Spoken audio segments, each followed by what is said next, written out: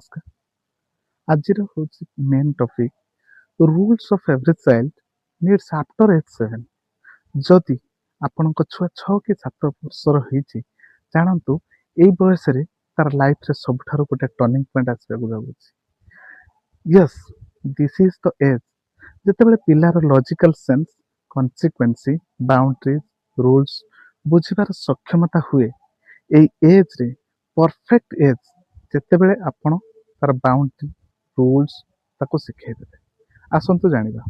Number 1, daily routine set.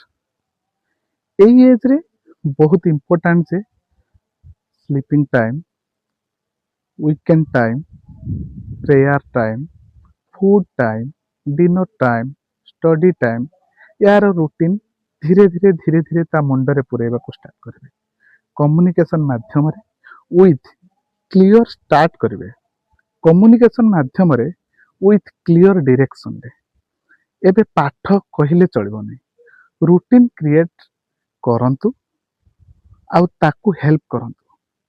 निजे routine create करेंगे plus ताकू रूटीन हेल्प करेंगे और ताकू फॉलो करिया पे निहाती क्रम रे आपन को हेल्प करिया पे पड़िबो। Means clear routines makes your child more discipline in long run. Number 2, setting boundaries. This is the age जिते बेले आपण ताकू बुझेଇବା दरकार।